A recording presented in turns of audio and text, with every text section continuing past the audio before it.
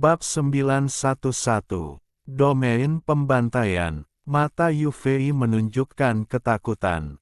Dia dapat melihat bahwa budidaya sumu ini sangat aneh. Meskipun tingkat kultivasi sumu hanyalah nirvana skrier tahap awal, tubuh fisiknya cukup kuat untuk mengalahkan harta karun yang dia sempurnakan dengan avatarnya. Hal ini membuat pikirannya bergetar. Yang membuatnya kehilangan akal adalah raungan barusan telah mengguncang keempat avatar hingga mati. Bahkan dia merasakan rasa takut yang tak tertahankan. Saat ini, dia tidak lagi memiliki keberanian untuk terus berjuang. Tubuhnya berkedip dan dia batuk seteguk darah. Lalu dia masuk ke dalam darah dan lari jauh.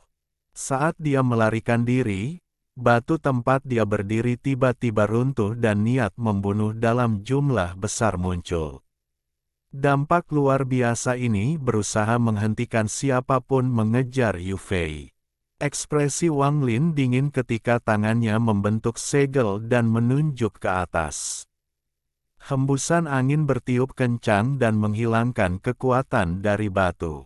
Dia kemudian mengambil langkah dan mengejar Yu Fei. Yu Fei terlalu cepat. Blood escape adalah keterampilan bertahan hidup yang digunakan seseorang saat melukai dirinya sendiri. Dia panik dan tidak lagi peduli, dia hanya ingin segera melarikan diri. Namun, ketika dia berada puluhan ribu kilometer jauhnya, sebuah riak muncul di hadapannya. Wang Lin keluar dan meninju wajahnya. Pukulan ini mendarat di kehampaan dan menyebabkan ruang di sekitarnya hancur. Energi asal dunia menjadi gila dan tubuh Yu Fei gemetar dan dia batuk darah. Cahaya darah di sekelilingnya menghilang dan dia dipaksa keluar dari aliran darahnya. Dengan sedikit kegilaan, Yu Fei membentuk segel dan seberkas cahaya darah keluar dari dahinya. Lampu merah ini sangat terang dan mengeluarkan aura jahat yang kuat.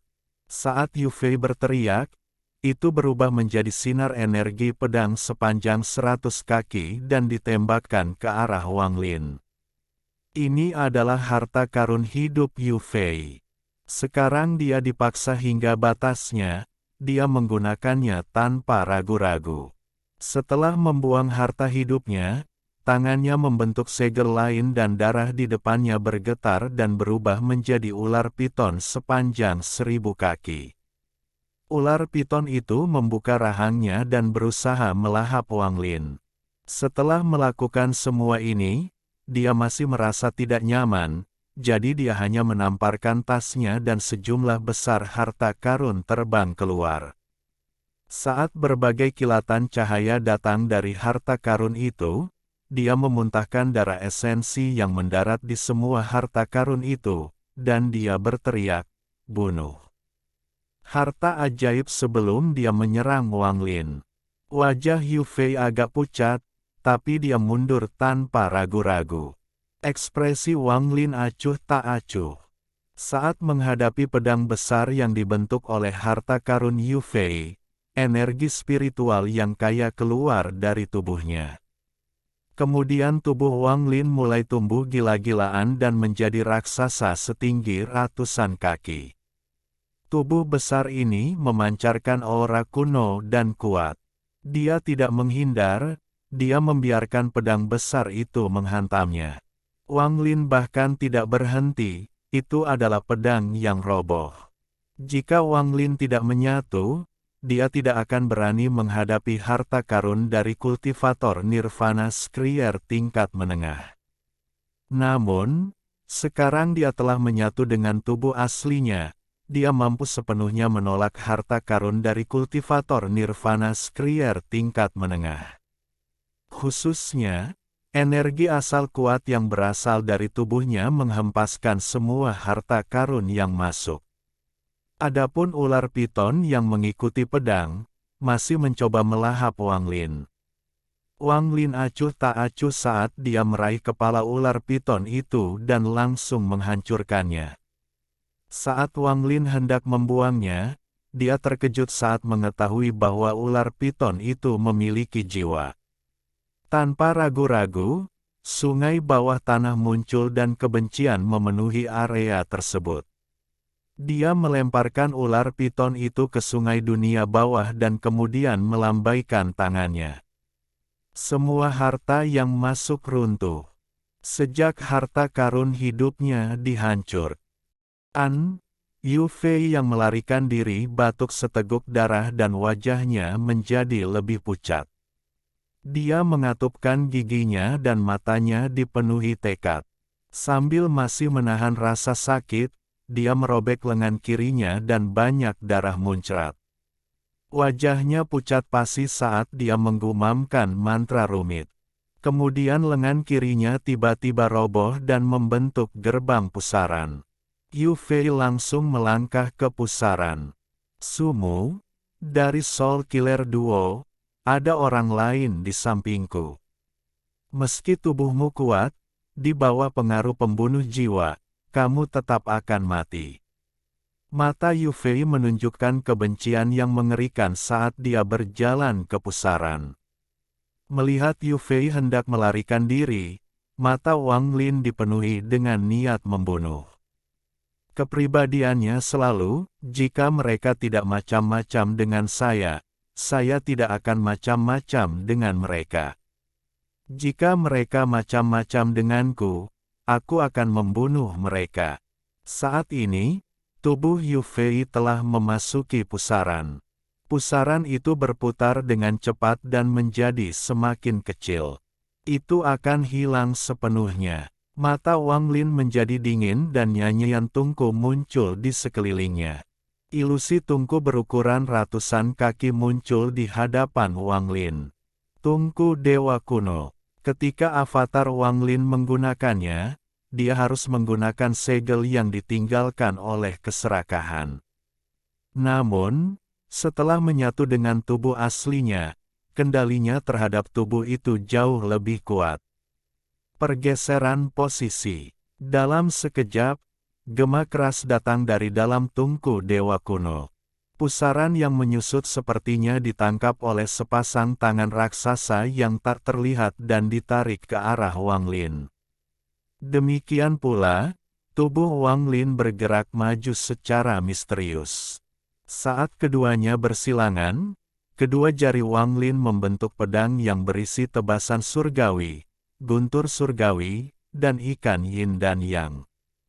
Pada saat yang sama, tubuh Dewa Kuno yang kuat dan mantra yang dapat menghancurkan apapun juga terkandung di dalam kedua jari ini. Wang Lin langsung mengarahkan kedua jarinya tanpa ampun melalui pusaran yang menyusut. Di domain pembantaian dari 2 sekte, 4 kuil, dan 8 domain sistem bintang aliansi. Pusaran elips tiba-tiba muncul di samping salah satu bangunan yang tampak seperti pedang yang tertusuk ke tanah.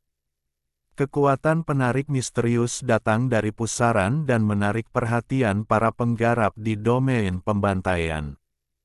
Tubuh Yu Fei keluar dari pusaran. Wajahnya pucat pasi dan darah masih mengucur dari lengan kirinya. Setelah dia keluar, pusaran di belakangnya menyusut dengan cepat. Melihat bahwa dia telah kembali ke domain pembantaian yang dia kenal, dia menjadi santai, tetapi dia masih takut dengan apa yang telah terjadi. Sekarang dia melihat ke menara dan hendak berbicara. Namun, pada saat ini, aura yang sangat kuat keluar dari menara seperti orang gila bersamaan dengan raungan marah. Yu Fei, tinggalkan tempat itu. Di saat yang sama, seberkas cahaya merah datang dari menara tinggi dan mendekati Yu Fei, tapi itu sudah terlambat satu langkah. Saat dia mendengar wajah itu, Yu Fei tidak berhenti dan terus menyerang. Namun, pada saat itu, energi yang kuat keluar dari pusaran yang mengecil di hadapannya. Ia merobek pusaran dan dua jari tiba-tiba keluar dari pusaran. Kedua jari ini memiliki niat membunuh yang mengerikan, dan tiba-tiba menekan punggung Yu Fei.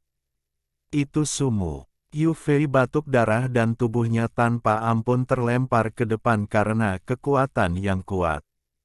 Suara letupan keluar dari tubuhnya dan kabut darah dalam jumlah besar keluar dari pori-porinya.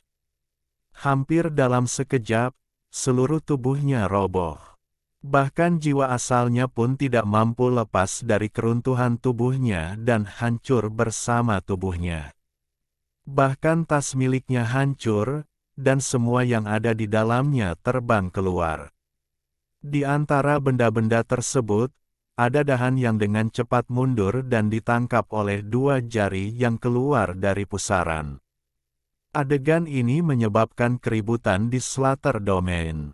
Lampu merah yang terbang keluar dari menara segera mengarah ke kedua jari itu. Namun, begitu kedua jari itu menekan, mereka mundur kembali ke pusaran dan pusat. Ran itu menghilang. Raungan marah keluar dari lampu merah, dan dalam sekejap, lengan kanan yang kering keluar dari lampu merah dan masuk ke pusaran yang menghilang. Terdengar bunyi kresek dan lengan kanan yang mengering mampu mencabut setengah dahan pohon dari pusaran. Sumu. Lampu merah menyala dan menampakkan seseorang. Dia sangat tua dan memiliki rambut merah. Pada saat ini, dia meraung marah.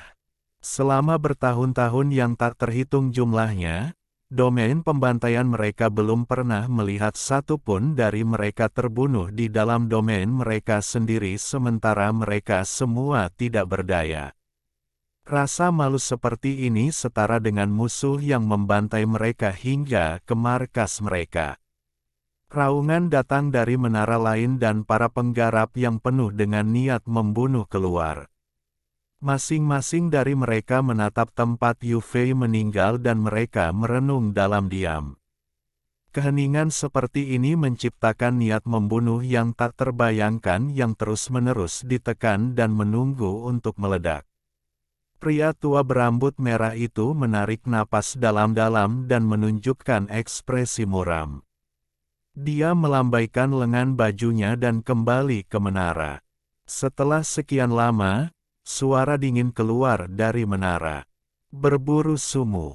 Adapun Wang Lin, dia menarik jari-jarinya dan tubuhnya perlahan menyusut dan kembali normal dalam beberapa saat.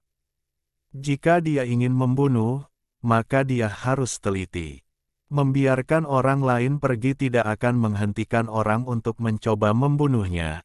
Jadi dia akan melakukan pembunuhan itu. Setelah merenung sejenak, Wang Lin melihat potongan dahan di tangannya dan menyimpannya. Mendapatkannya sambil membunuh Yu Fei adalah risiko besar, dan dia sangat berguna untuk ini. Item ini akan memberiku kedamaian di wilayah Barat Aliansi. Tubuh Wang Lin berkedip dan menghilang. Saat dia muncul, dia berada di punggung Lei Ji. Bocah berkepala besar itu merasa terganggu, tetapi ketika dia melihat Wang Lin kembali, dia santai dan menunjukkan ekspresi hormat. Tasan terluka ringan dalam pertempuran melawan avatar Yu Fei dan sedang duduk di sana untuk memulihkan diri. Wang Lin duduk di punggung Lei Ji dan dengan tenang berkata, "Lei Ji, carikan aku planet yang tersembunyi dan tidak berpenghuni. Saya ingin berkultivasi dengan pintu tertutup." Lei Ji menyebabkan suara gemuruh keras saat dia terbang jauh ke kejauhan. Bab 912. Mempertanyakan kesalahan seseorang. Tubuh besar Lei Ji mengeluarkan tekanan kuat saat dia dengan cepat bergerak melalui wilayah Barat Aliansi. Tidak jauh dari situ, ada sinar energi pedang. Itu adalah sekelompok kultivator Alheaven. Orang yang memimpin adalah salah satu dari bumi surgawi. Saat pertama kali melihat tubuh besar Lei Ji, dia menjadi waspada. Bahkan para penggarap di belakangnya bersiap menghadapi lawan yang tangguh dan ada kilatan mantra. Pada saat ini, Mata pemimpin itu menyipit ketika dia melihat Wang Lin dan anak laki-laki berkepala besar di punggung Lei Ji. Dia tersentak, segera mundur beberapa langkah, dan dengan hormat berkata, "Salam, Guntur Surgawi." Nama, Sumu, sangat terkenal di seluruh langit, dan dia secara pribadi telah menyaksikan tindakan heroik Wang Lin. Dia sangat mengagumi Wang Lin, dan kekagumannya sangat tulus. Wang Lin sedikit mengangguk dan tidak berbicara. Kecepatan Lei Ji sangat cepat, jadi dia dengan cepat terbang melewati para pembudidaya ini.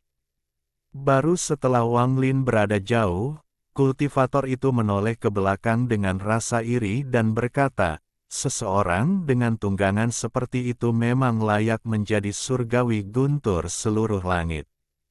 Dia bukan satu-satunya yang iri pada Wang Lin. Semua pembudidaya lainnya merasa kagum dan iri terhadap Wang Lin.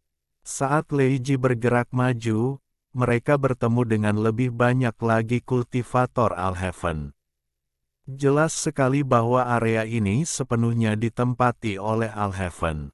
Ketika para pembudidaya melihat Wang Lin, mereka semua menjadi hormat, dan ketika mereka melihat Lei Ji, mereka dipenuhi dengan keterkejutan dan kekaguman. Setelah Sumu muncul, hal itu diketahui oleh semua pembudidaya Alhaven ketika rumor menyebar. Selama periode ini, ada banyak rumor tentang Sumu. Sebagian besar dari mereka adalah Sumu tidak berani berperang atau mengkhianati mereka untuk bergabung dengan aliansi. Su Ting senang mendengarnya dan diam-diam memicu rumor tersebut. Generasi tua dari para kultivator Alhaven tidak mengatakan apapun untuk menghentikan hal ini. Selain itu, Wang Lin memang menghilang lebih dulu, sehingga rumor tersebut menjadi semakin dilebih-lebihkan. Misalnya, hal-hal seperti Sumu adalah mata-mata dari aliansi, menjadi lebih dipercaya secara luas. Gerakan Lei Ji menarik perhatian banyak kultivator. Banyak kultivator memandang Wang Lin dengan hormat, tetapi banyak juga yang memandangnya dengan tatapan main-main, seolah-olah mereka sedang menunggu untuk melihat pertunjukan yang bagus. Sehari kemudian, Lei Ji berhenti di luar sebuah planet yang ditinggalkan. Tidak banyak energi spiritual yang tersisa di planet ini, bahkan para penggarap Alhaven yang menempatinya tidak terlalu peduli dan hanya menyisakan beberapa orang yang menjaganya. Wang Lin dengan hati-hati melihat planet yang ditinggalkan itu. Tempat ini memang terpencil. Meskipun ditempati oleh para penggarap Alhaven, hal itu tidak menghalangi Wang Lin melakukan budidaya pintu tertutupnya di sini. Setelah merenung sebentar, Wang Lin turun dari punggung Lei Ji dan berjalan menuju planet yang ditinggalkan. Anak laki-laki berkepala besar dan Tasan segera menyusul. Adapun Lei Ji, tubuhnya menyusut kembali menjadi pria setinggi 30 kaki dan mengikuti di belakang mereka. Ketika dia mendekati planet tersebut, dia mendengar suara gemuruh datang dari planet tersebut. Meskipun sudah ditinggalkan, masih ada sejumlah besar binatang buas di planet ini. Binatang-binatang ini tidak memiliki kecerdasan dan mengandalkan naluri untuk bertahan hidup. Ada ular yang panjangnya puluhan kaki dan harimau bersayap, itu semua sangat umum. Saat Wang Lin mendarat di planet ini, beberapa pembudidaya yang ditempatkan di sini terbangun dari budidaya mereka. Mereka ragu-ragu sejenak sebelum terbang dengan sinar energi pedang. Tempat yang dipilih Wang Lin adalah puncak gunung.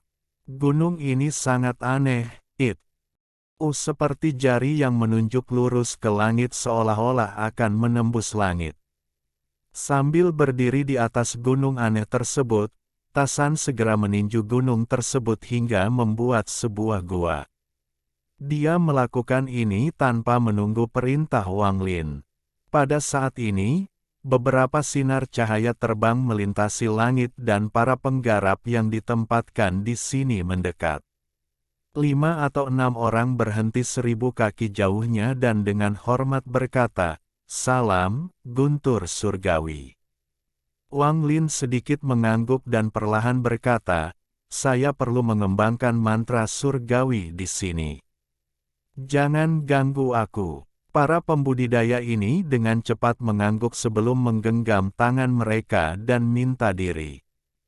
Setelah orang-orang ini pergi, tangan kanan Wang Lin membentuk segel dan pembatasan annihilation terbang keluar. Saat tangannya terus bergerak, Wang Lin menempatkan batasan di mana-mana, hingga ada jejak batasan di seluruh gunung. Setelah menetapkan batasan, Tasan dan anak laki-laki berkepala besar itu duduk di kejauhan untuk menjaga Wang Lin. Lei Ji juga menemukan tempat duduk. Dia merasakan kemampuan garis keturunannya mengalami perubahan misterius. Dia diam-diam merenungkan dan memahami perubahan ini. Wang Lin memejamkan mata dan lingkungan sekitarnya menjadi sunyi senyap selain sesekali suara gemuruh dari kejauhan. Setelah Wang Lin menerapkan batasan, semua binatang buas itu pergi. Meski mereka tidak memiliki kecerdasan, mereka merasa tempat ini sangat berbahaya. Pikiran Wang Lin jernih dalam suasana yang relatif tenang ini. 2 mantra surgawi Kaisar Langit muncul di benaknya. Panggil hujan, gudang ajaib. Panggil hujan. Suatu ketika Wang Lin menggunakan Call the Wind, dia secara tidak sengaja mengembunkan setetes hujan. Namun, ketika dia mencobanya nanti, dia tidak dapat membentuknya lagi. Setelah King Sui memberinya warisan, dia menyadari masalahnya. Panggil angin dan panggil hujan sangat terhubung. Keduanya bisa berubah menjadi satu sama lain dan bergabung bersama. Saat dia merenung, Wang Lin membuka tangannya dan diam-diam memahami memanggil hujan. Panggil hujan melibatkan pengumpulan energi asal dunia untuk digunakan Wang Lin dan kemudian menggunakan mantra untuk memadatkan energi asal tersebut menjadi hujan. Setiap tetesan hujan mengandung energi asal yang padat. Bisa dikatakan hal itu sudah menjadi bagian dari undang-undang. Saat memahaminya, sejumlah besar awan gelap mengembun di langit di atas Wang Lin. Pemandangan ini sangat spektakuler. Melihat hujan, Wang Lin benar-benar tenggelam. Namun, saat ini, hujan sepertinya sudah reda dan 2 orang keluar dari kehampaan. Sebelum hujan turun menimpa kedua orang ini, hujan akan segera hilang dan berubah menjadi kabut dalam jumlah besar. Tidak ada setetes hujan pun yang jatuh pada keduanya. Sumu, apakah kamu mengakui kejahatanmu? Raungan datang dari salah satu dari mereka. Orang ini adalah seorang lelaki tua. Wang Lin pernah melihat orang ini sebelumnya. Jika Wang Lin mengingatnya dengan benar, orang ini adalah penatua yang bertanggung jawab atas hukuman. Master Flamespark berdiri di samping orangnya dengan ekspresi muram saat dia menatap Wang Lin dengan tatapan dingin. Hujan berubah menjadi awan dalam jumlah besar, seolah-olah ada nyala api yang menyala, dan ini membuatnya terasa seperti mengeluarkan tekanan yang tak terbayangkan. Seolah-olah dia bisa menggunakan awan ini untuk membuat dunia runtuh hanya dengan pikirannya. Kejahatan apa? Ekspresi Wang Lin tenang saat dia melihat pria tua itu. Orang tua ini menanyakan di mana kamu berada dan apa yang kamu lakukan selama perang dengan aliansi. Anda adalah dewa petir dari sistem bintang seluruh langit, namun Anda menghilang sebelum perang. Bagaimana itu bukan kejahatan? Master Flamespark masih belum berbicara, namun ekspresinya menjadi lebih dingin. Selama beberapa hari terakhir, perasaan ilahinya telah tersebar di wilayah Alhaven, dan dia tidak dapat menemukan Wang Lin. Sedangkan untuk tempat yang lebih jauh lagi, dia hati-hati dan tidak berani sembarangan menjelajah di sana. Ekspresi Wang Lin masih tenang saat dia dengan tenang berkata, "Saya pergi untuk membunuh pembunuh Yu Fei dari aliansi pembantaian domain." Setelah dia berbicara, lelaki tua itu terkejut dan mata Tuan Flames Park bersinar. Bab 913. Panggil hujan. Ekspresi lelaki tua itu berubah suram dan berteriak, "Pembunuh Su Fei apa? Sumu, menurutmu aku ini anak berusia 3 tahun. Jangan mengarang nama, apalagi domain pembantaian." Ekspresi Wang Lin tenang dan dia bahkan tidak melihat ke arah lelaki tua itu. Sebaliknya, pandangannya tertuju pada Master Flames Park. Saat Master Flames Park menatap Wang Lin, rasa dingin di wajahnya mereda, dan dia berkata, "Aliansi budidaya memang memiliki domain pembantaian, dan memang ada duo pembunuh jiwa. Namun, apakah Anda punya bukti bahwa Anda membunuhnya?" Saat Master Flames Park berbicara, lelaki tua di sampingnya segera berhenti berbicara. Wang Lin tanpa ekspresi saat dia menamparkan tas pegangannya dan setengah cabang pohon muncul di tangannya. Masih ada guntur yang bergerak di sekitar dahan pohon. Wang Lin langsung melemparkannya ke Master Flames Park. Saat guntur menderu, setengah cabang itu terbang menuju Master Flames Park dan ditangkap olehnya. Dia melihat lebih dekat dan segera mengenalinya sebagai salah satu harta berharga dari domain pembantaian. Dengan budidayanya, dia bisa merasakan dua kekuatan di dalam cabang. Yang satu jelas milik Wang Lin, dan yang lainnya adalah aura jahat yang kuat. Tidak buruk, ini memang energi pedang dari kultivator tingkat wakil dari domain pembantaian. Tatapan Master Flames Park terhadap Wang Lin dipenuhi dengan kekaguman. Setelah melihat dahan di tangannya, dia melemparkannya kembali ke Wang Lin dan tersenyum. "Bagus, Sumu, kamu bisa tenang berkultivasi di sini. 1 bulan dari sekarang, cadangan akan tiba dan Anda akan mengikuti tentara untuk menyerang wilayah utara." Ekspresi Wang Lin penuh hormat saat dia menggenggam tangannya sebagai tanda terima kasih. Master Flames Park tertawa dan memandang penuh arti pada anak laki-laki berkepala besar itu sebelum pergi. Orang tua di sampingnya segera mengikuti. Keduanya menghilang di kejauhan. Ekspresi Wang Lin netral, tapi dia santai. Ketika dia datang ke wilayah barat ke dalam wilayah pengaruh seluruh langit, dia sudah mempunyai rencana dalam pikirannya. Rencana ini adalah alasan mengapa dia mengambil risiko mengambil cabang pohon guntur dunia sebelum pertempuran terakhir. Dia telah menggunakannya untuk mendapatkan kepercayaan.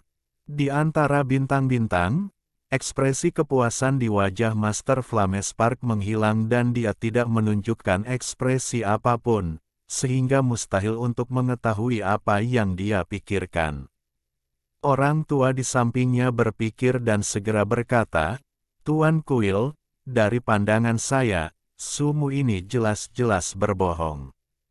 Terlebih lagi, anak laki-laki berkepala besar itu adalah salah satu dari surga surgawi, tetapi dia dikendalikan oleh Sumu. Menurutku, Master Flames Park berbalik dan dengan dingin menatap lelaki tua itu. Melihat tatapan ini, tubuh lelaki tua itu bergetar dan dia segera menelan kembali paruh kedua kalimat itu. Setelah mengalihkan pandangannya, Master Flames Park berjalan menuju kehampaan. Sumu ini tidak sederhana. Ada 4 kekuatan bercampur di antara kedua alisnya. Bahkan dengan kultivasiku, aku hanya bisa melihat salah satunya, dan itu jelas yang paling lemah. Master Flamespark merenung sambil bergerak di antara bintang-bintang. Kekuatan yang bisa dia lihat menghilangkan pemikiran asli dalam pikiran Master Flamespark, dan dia menghela nafas. Dia akrab dengan kekuatan itu. Tepatnya, itu adalah tanda burung berwarna merah terang. Hanya setelah mencapai tingkat kultivasinya barulah seseorang dapat melihat tanda di antara alis Wanglin. Sumu ini tidak seaneh ini sebelum beralih ke sistem bintang aliansi, tapi setelah menghilang selama beberapa hari, hal-hal aneh itu muncul, tanda burung vermilion, orang itu pernah membantuku. Lupakan. Master Flamespark menggelengkan kepalanya saat dia menghilang bersama lelaki tua itu. Berita kembalinya Sumu dengan cepat menyebar dalam waktu singkat. Gipula, Sumu terlalu terkenal di sistem bintang seluruh langit, sehingga hampir setiap kultivator seluruh langit mengetahui bahwa Sumu telah kembali. Orang yang paling frustrasi adalah Suting. Setelah menerima pesan tersebut, dia merenung sejenak sebelum menyerang dengan tim kultivator. Dia ingin menemukan planet budidaya untuk melampiaskan amarahnya. Adapun Wanglin, sepertinya ini adalah musim hujan di planet terlantar tempat dia berada. Hujan yang tiada henti menutupi sebagian kecil planet ini dan menyebabkan area tersebut dikelilingi kabut air. Airnya sangat padat sehingga pemandangan di daerah itu terpelintir, dan bahkan cahaya dari langit pun tidak bisa menembusnya. Semua debu telah tersapu oleh hujan dan air yang mengalir membentuk parit-parit di tanah. Sebagian debu dan kotoran tersapu oleh derasnya hujan. Suara tetesan air hujan yang mengenai dahan dan dedaunan bergema. Hujan mengalir di tepi dedaunan dan mengembun di bagian bawah. Banyak binatang buas yang mencari tempat untuk menghindari bencana hujan ini. Hanya sedikit binatang air yang bisa terus bergerak melewati hujan. Gunung tempat Wanglin berada berdiri tepat di bawah hujan. Anak laki-laki berkepala besar itu menatap hujan dan merenung dalam diam. Pembatasan di gunung tidak sengaja menghentikan turunnya hujan. Alhasil, gunung tersebut pun dikelilingi hujan. Bocah berkepala besar itu teringat masa kecilnya sambil menyaksikan hujan. Saat itu, dia selalu memandang hujan dengan linglung. Dia masih ingat saat dia diusir oleh keluarganya, saat itu malam hujan. Dia dalam keadaan linglung ketika diusir dari rumah keluarganya dan masuk ke dalam lumpur. Saat itu, dia masih memiliki senyuman bodoh itu, hanya saja senyumannya agak menyedihkan. Ia terjatuh ke dalam air berlumpur dan pakaiannya basah kuyup oleh hujan. Melihat hujan dan kilatan petir, hati anak laki-laki berkepala besar itu terasa sakit. Dia tahu dia jelek, dan agar tidak membuat orang lain merasa jijik, dia akan selalu tersenyum. Bahkan ketika ibunya memukulnya, dia tetap tersenyum. Bahkan ketika semua saudaranya menindasnya, dia tetap tersenyum. Meski begitu, endingnya tetap sama. Di malam hujan itu, senyumannya berangsur-angsur menghilang dan dia berjalan pergi di tengah hujan dengan linglung.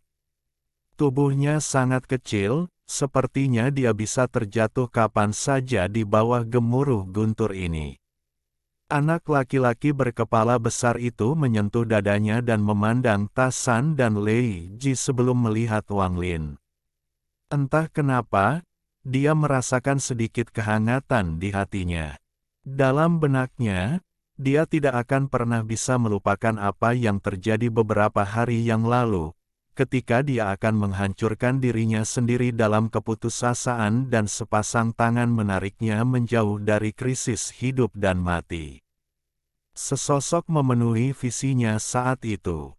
Lei Ji juga melihat hujan dan memahami kemampuan garis keturunannya. Dalam lingkungan yang relatif tenang ini, dia tidak bisa tidak mengingat masa lalunya. Dia terpaksa meninggalkan planet raksasa setan dan dipenuhi dengan kebencian. Ditemani oleh orang-orangnya, mereka melarikan diri dari planet setan raksasa dan mengembara di bintang-bintang. Si dia saat itu sedang linglung. Hatinya haus darah, tapi dia tidak berdaya. Dia hanya bisa meninggalkan rumahnya. Jika dia terlambat selangkah, dia mungkin tidak akan pernah punya uang kembalian untuk meninggalkan planet setan raksasa. Selama kebingungannya, dia membawa anggota klannya ke planet Suzaku. Saat itu, Suzaku diberi nama Yewuyu. Di bawah bimbingan Yewuyu, banyak pembudidaya berkumpul dan memulai perang dengan penduduk asli planet ini. Mereka adalah klan abadi yang tertinggal yang mahir menggunakan rune. Sebuah planet yang awalnya dipenuhi energi spiritual menjadi setengah terbuang akibat perang ini. Ada seseorang di samping Yewuyu yang sangat tidak disukai Leiji. Dia sepertinya ingat pria ini bernama Situnan. Orang ini sangat arogan dan tindakannya hampir seperti setan. Dia lebih menyukai Yewuyu. Mereka menyambut kedatangan klan iblis raksasa dengan penuh keramahan. Yewuyu bahkan memberikan sebidang tanah yang luas untuk mereka bentuk negaranya sendiri. Sebidang tanah ini tidak dekat dengan klan abadi yang terbengkalai. Itu jauh dari klan abadi yang terbengkalai, jadi sangat aman. Dia tidak bisa menemukan cara untuk membalas kebaikan ini selain mengambil kapak perangnya dan membantai klan abadi yang terbengkalai sendiri. Dia mendapatkan kepala klan abadi yang terbengkalai untuk membayar kembali Yewuyu. Melihat kehidupan masa lalunya, Leiji merasa menyesal. Dia tidak sebodoh yang terlihat di permukaan, sebenarnya, dia sangat licik. Dia telah mengalami terlalu banyak pengalaman selama puluhan ribu tahun hidupnya. Hanya saja dia sudah terlalu lama dipenjara oleh sekte mayat dan pikirannya kacau. Karena dia sangat licik, Leiji setuju untuk menjadi tunggangan Wang Lin tanpa ragu-ragu. Setelah mengamati Wang Lin, dia merasa jika dia mengikuti Wang Lin, dia mungkin bisa kembali ke planet raksasa setan untuk membalas dendam. Khususnya, selama pertempuran sebelumnya, ketika Wang Lin mengeluarkan raungan itu, telah mengguncang pikirannya. Pada saat itu, semua rencananya gagal dan wasiat yang ditinggalkan oleh nenek moyangnya dari lubuk jiwanya yang paling dalam membuatnya menyerah pada oman itu. Pada saat itulah gagasan untuk mengikuti Wang Lin menjadi kuat di benaknya. Saya tidak akan mendapatkan perhatian apapun hanya dengan menjadi tunggangan. Semuanya akan bergantung pada kemampuan garis keturunan klan iblis raksasaku. Sambil memikirkan hal ini, Leiji menutup matanya dan terus memahami kemampuan garis keturunannya. Saat Wang Lin duduk di sana, hujan turun dari langit dan jatuh ke tubuhnya. Energi dingin perlahan memasuki tubuh Wang Lin dari hujan. Dia perlahan-lahan berkultivasi dan perasaan ilahinya menyebar. Gunung adalah pusatnya dan perasaan ilahi meliputi area sekitarnya. Pada saat ini, perasaan ilahinya terpecah menjadi potongan-potongan yang tak terhitung jumlahnya dan mencoba menyatu dengan hujan. Namun, saat dia menyatu dengan hujan, tetesan air hujan tersebut akan menghilang ke dalam bumi. Pada saat itu, perasaan ilahinya dapat dilepaskan. Hal ini berulang lagi dan lagi. Seolah-olah hujan tidak memiliki perlawanan terhadap perasaan ilahi Wang Lin. Namun karena hal inilah energi asal dunia di dalam hujan akan menghilang saat hujan menyentuh tanah. Ini adalah sesuatu yang Wang Lin tidak bisa hentikan. Saat Wang Lin terus menyatu dengan hujan dan perlahan-lahan tenggelam di dalamnya, dia tiba-tiba seperti mendengar pemahaman yang dia alami sejak lama. Hujan ini lahir dari langit dan mati bersama bumi. Proses ini adalah kehidupan. Alasan saya melihat hujan dan bukan langit atau bumi adalah karena saya melihat kehidupan hujan, inilah hidup dan mati. Tubuh Wang Lin tiba-tiba bergetar. Dia tiba-tiba membuka matanya sambil menatap hujan dan bergumam, "Saya telah memperoleh pencerahan dalam hidup dan mati. Yang tersisa hanyalah sumber hujan." Bab 914, Rencana untuk membantai seluruh langit. Wang Lin merenung sambil melihat hujan di hadapannya dan warisan yang diberikan King Sui bergema di benaknya. Matanya semakin terang hingga menjadi seperti suar di malam hujan ini. Saya tidak peduli apakah hujan ini hidup atau mati. Saya hanya perlu mengingat bahwa hujan ini datang dari langit. Wang Lin mengangkat kepalanya dan melihat awan di langit. Hujan yang menyelimuti bumi berasal dari awan tersebut. Langit hanya memiliki awan. Hujan datang dari awan. Saat Wang Lin merenung, perasaan ilahi menyebar tetapi tidak lagi menyatu dengan hujan. Sebaliknya, perasaan ilahinya menyerbu ke langit dan memasuki awan. Di sana, dia mendeteksi sejumlah besar energi asal dunia. Energi asal dunia ini tidak stabil dan terus-menerus bertabrakan dengan dirinya sendiri. Setiap kali bertabrakan, sejumlah besar tetesan air hujan akan jatuh ke bumi. Mata Wang Lin bersinar terang, tubuhnya berkedip, dan dia terbang dari gunung. Ia menginjak hujan seolah sedang menaiki tangga dan langsung memasuki awan. Saat dia memasuki awan, semburan guntur bergerak di tengah hujan dan suara gemuruh yang tak ada habisnya bergema. Namun, guntur ini tidak bisa menghalangi Wang Lin sama sekali. Setelah memasuki awan, perasaan ilahi Wang Lin semakin menyebar di awan. Pemahaman yang terus-menerus menyebabkan dia tersenyum. Sesaat kemudian, dia keluar dari awan dan kemudian tiba di sisi lain planet ini. Di sini, sejumlah besar uap air naik ke udara. Uap air ini tidak terlihat, dan Wang Lin hampir tidak bisa mendeteksinya dengan akal sehatnya. Uap air tersebut membentuk awan tipis yang membubung ke udara, namun awan tersebut sulit dilihat dengan mata telanjang. "Saya mengerti." Wang Lin tertawa sambil membuka tangannya dan menunjuk ke tanah. Energi asal keluar dari tubuhnya dan uap air di dunia menjadi lebih padat. Seolah-olah uap itu sedang dimanipulasi, ia dengan cepat mengembun. Ruang terdistorsi di dekat tangan Wang Lin dan, sesaat kemudian, awan gelap muncul.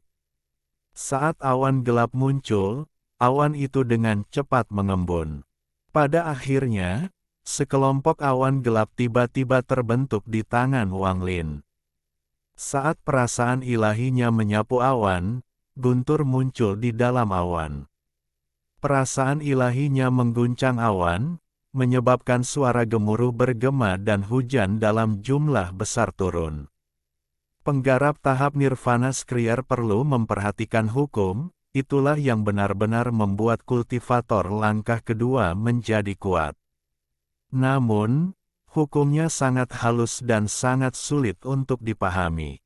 Ini juga sebabnya tidak banyak kultivator langkah kedua. Bahkan ada kultivator yang telah memahami beberapa hukum, dan ini memungkinkan tingkat kultivasi mereka meningkat. Namun, pada akhirnya, mereka masih belum bisa maju dan mantranya tidak kuat.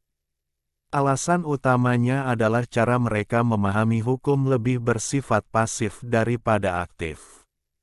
Wang Lin samar-samar menyentuh batas hukum.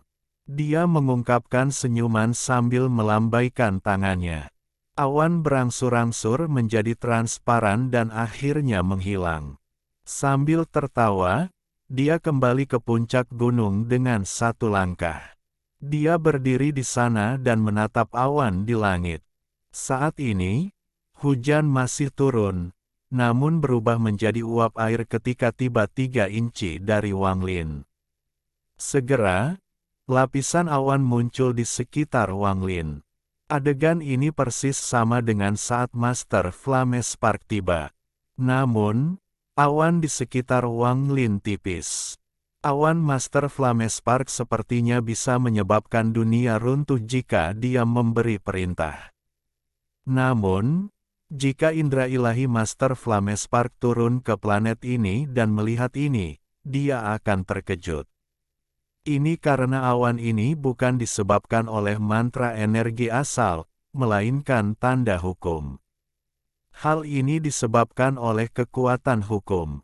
Itu bukanlah tindakan yang disengaja, ini melibatkan perubahan halus pada ruang di sekitar diri sendiri sehingga tetesan air hujan berubah menjadi awan. Awan ini sendiri adalah mantra dengan kekuatan tak terbatas. Kaisar Langit Bai Fan benar-benar orang yang seperti dewa. Wang Lin menghela nafas. Dia mewarisi panggil hujan dari King Sui. Mantra surgawi ini berasal dari Kaisar Langit Bai Fan.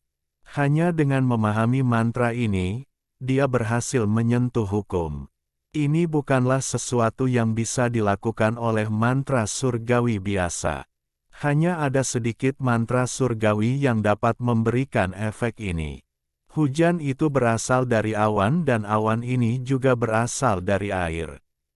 Namun, tanpa angin, awan tidak dapat terbentuk. Warisan ini berasal dari King Sui, dan meskipun Wang Lin tidak memahaminya, warisan ini memberinya pengetahuan tentang hukum. Karena itu, Wang Lin bahkan lebih berterima kasih kepada King Sui.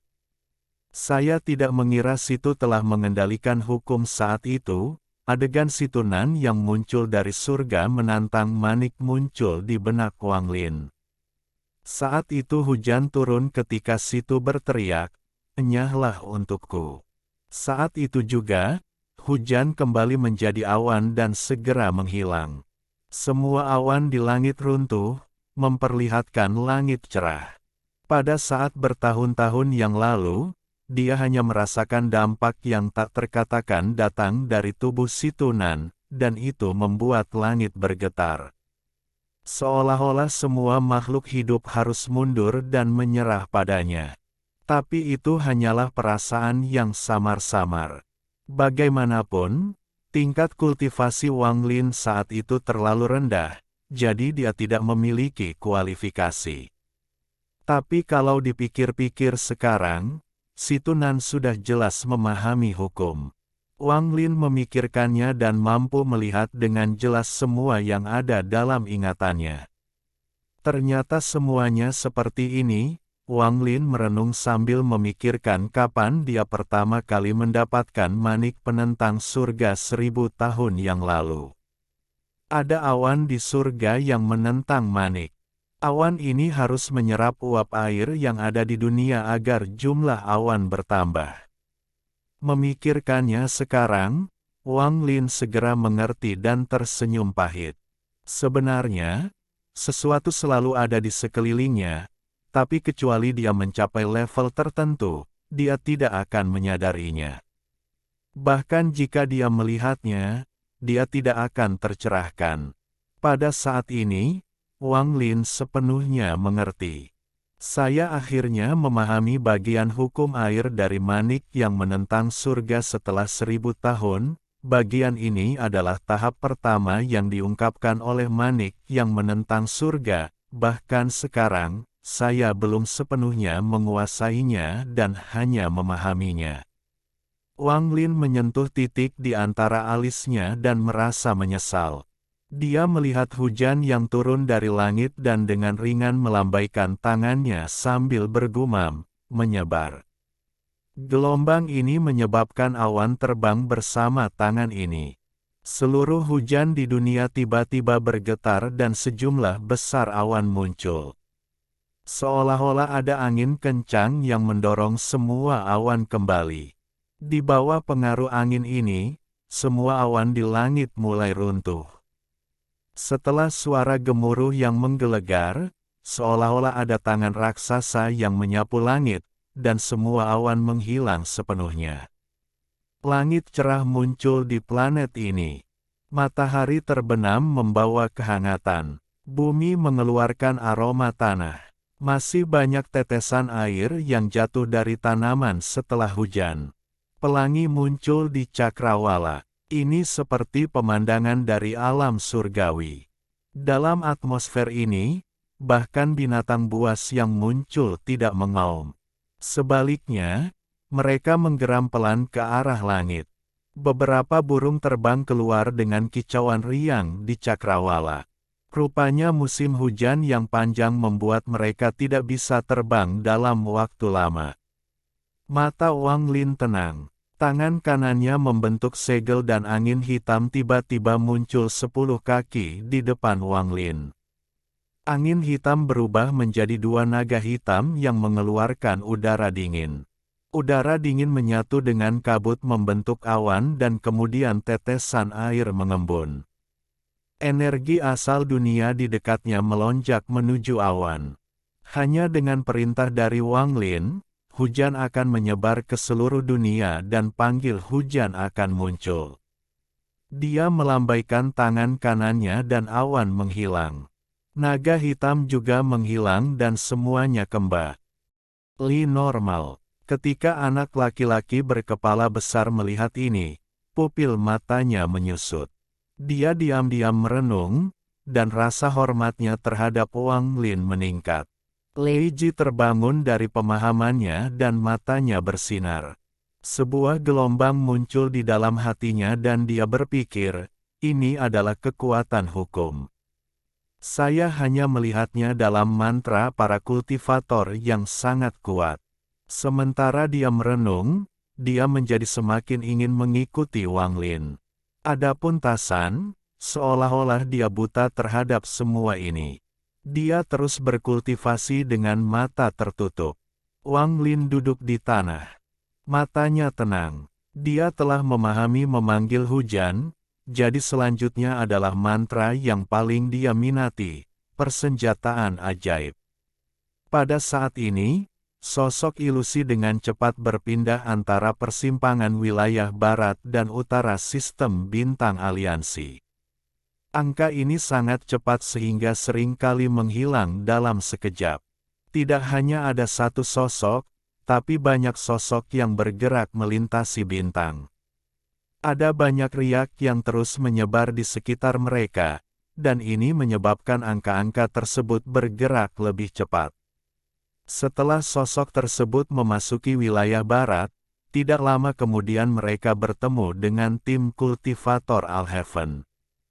Orang yang memimpin tim adalah kultivator berjari 6. Dia telah membawa tim dan menuju utara.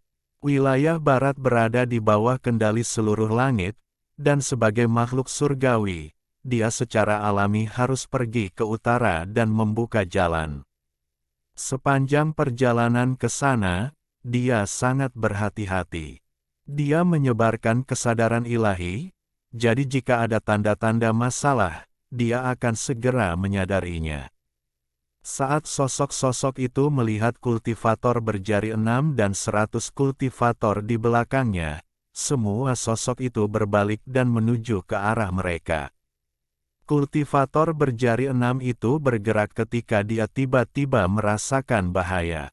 Dia merasakan rasa sakit yang datang dari jari keenamnya dan menjadi ketakutan, menyebabkan dia segera berhenti. Namun, pada saat ini, dia melihat sosok yang tak terhitung jumlahnya mendatangi mereka. Pandangan sekilas ini menyebabkan pupil matanya mengecil. Dia menamparkan tasnya, mengeluarkan tanda pesan, dan menghancurkannya. Daripada mundur, dia menyerang, tetapi pada saat ini, setengah dari sosok ilusi mengelilingi kultivator berjari 6. Sisanya dibebankan pada para penggarap di belakangnya.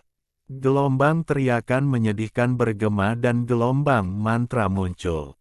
Sesaat kemudian, kultivator berjari 6 itu mundur dengan panik, tetapi saat dia bergegas keluar, sejumlah besar bayangan hitam memasuki tubuhnya. Tubuhnya bergetar setiap kali sosok ilusi menyerbu ke dalam tubuhnya. Setelah dia keluar sejauh puluhan kaki, dia berhenti. Matanya menampakkan tatapan aneh, namun beberapa saat kemudian kembali normal.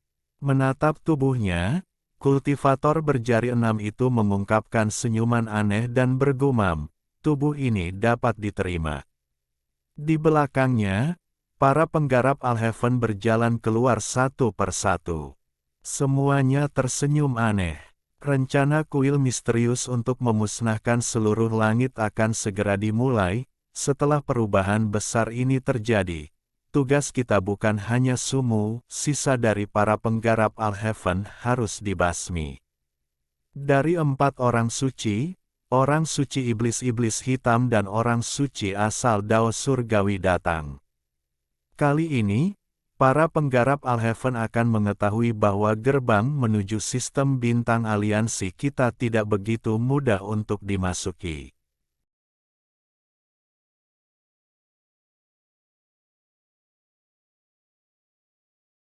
Alhamdulillahi jazakumullahu khoiro. Oke, cukup sekian novel kali ini. Mungkin ada kata-kata yang kurang pas, saya minta maaf yang sebesar-besarnya.